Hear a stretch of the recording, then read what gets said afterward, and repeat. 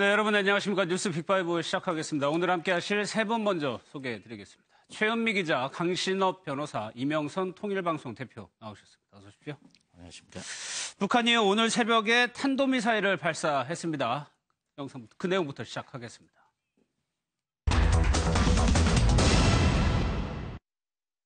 세용의 대륙간 탄도로켓 시험 발사 성공! 새로 개발한 대륙간 탄도로켓 화성 15형 시험 발사가 성공적으로 진행되었다. 미국 본토 전역을 타격할 수 있는 가장 위력한 대륙간 탄도로켓이다.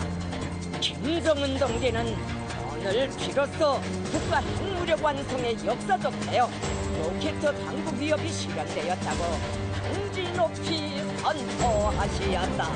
2017년 11월 25일 평양. 북한에서는 오늘도 중대 방송을 내보냈는데 최현미 기자, 일단 오늘 발사는 좀 특이한 점이 많았었어요. 예, 그렇습니다. 이례적으로 새벽 3시에 탄도미사일을 발사를 했고요. 우리나라나 일본에서는 화성 14형이 발사된 것이다. 지난번에 발사됐던.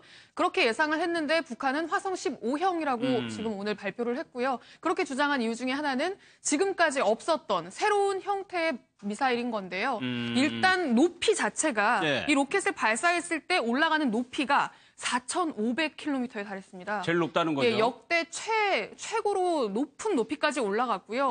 높이 올라간 만큼 비행 거리도 굉장히 길었는데 이 비행 거리도 굉장히 길었고 날아간 건 960km지만 이거는 이제 인위적으로 이제 비행 거리를 조정을 한 것이고 그렇죠. 4,500km까지 치솟았다면 실제로 13,000km까지는 갈 수 있는 탄도미사일이라고 봐야 하는 거니까 지금 평양에서 쐈다고 가정했을 때 1,300km면 워싱턴 DC까지도 가능한 미국의 전역을, 미국 본토 전역을 이제 대상으로 할 수 있는 탄도미사일이다. 그래서 이제 중대 과업을 완성했다. 이렇게 발표를 한 겁니다. 대대적으로 홍보를 하고 있습니다. 강신업 변호사가 보시기에는 이번 발사에 어떤 배경이 좀 있다고 보세요? 네, 이번에는 지금 북한이 얘기하고 있는 것처럼 미국 대 북한이라고 하는 것을 분명하게 얘기하고 있는 것이죠.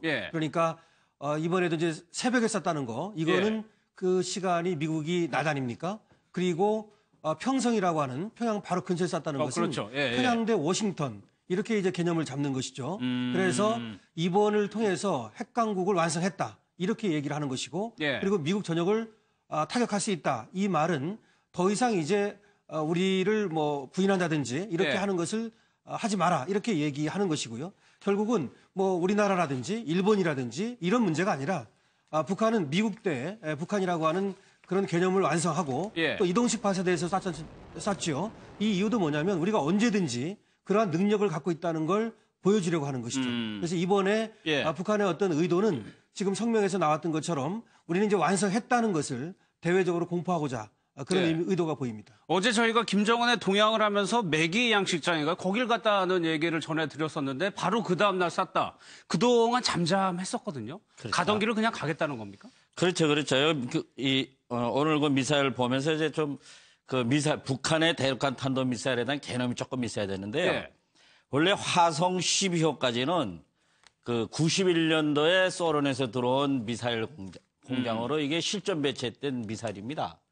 그리고 이 김정일 통치기간 17년 동안 전혀 경제가 너무 어려우니까 개량을 못했거든요. 그러다가 지금 김정은이 통치를 시작하면서 13, 14, 15, 오늘 15형까지 이것이 개량형인 겁니다. 이게. 그러다 보니까 이제 성능이 많이 이제 중폭이 됐는데 왜 이 평성에서 발사했느냐 하고 또 어제는 그 순천 매기 공장에 방문했다 그러지 않았습니까? 지금 그 평성에서 순천으로 넘어가는 거기에 이제 그 예비 활주로가 있거든요. 큰 비행기가 급하면 내릴 수 있는.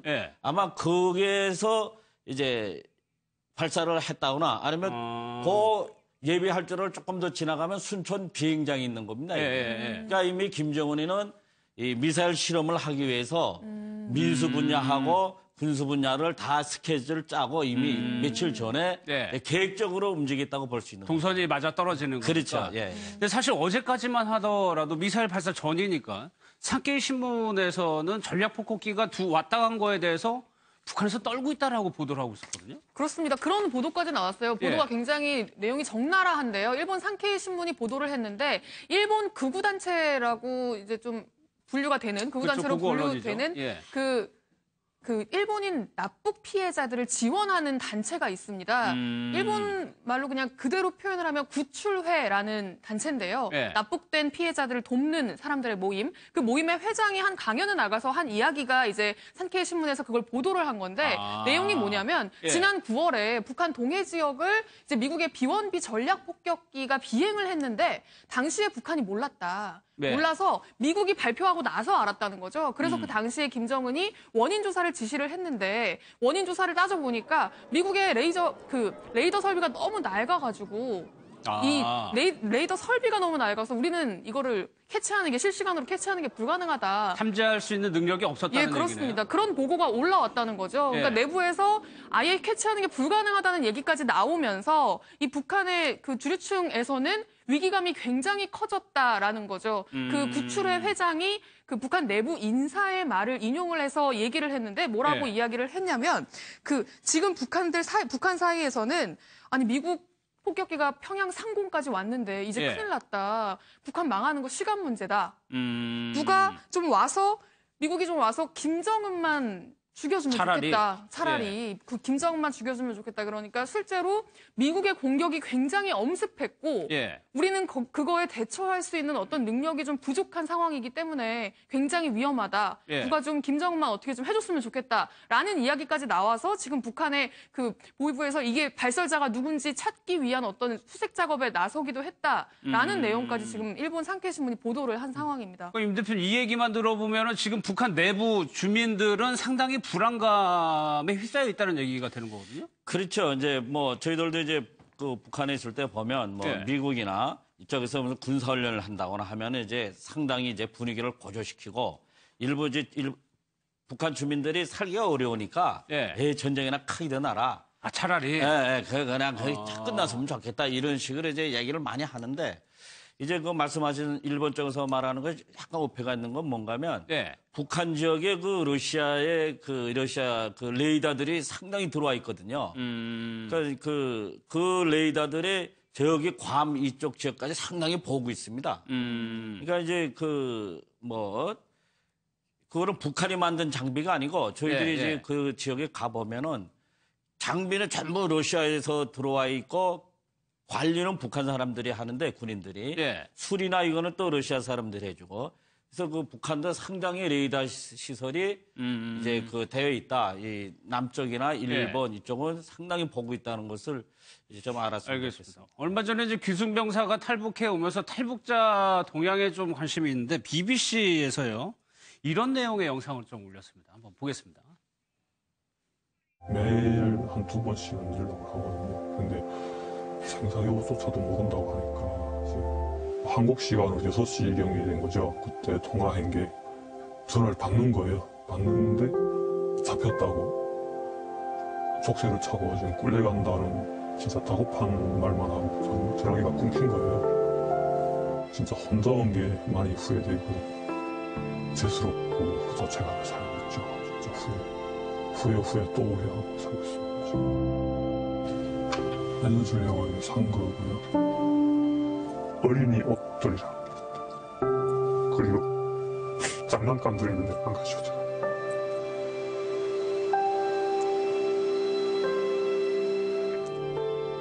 사람과 태어나서 이런 일이 당했는데 내가 할 수 있는 게 아무것도 없다고 생각하니까 정말 슬프기 그저없죠. 저는 들었습니다.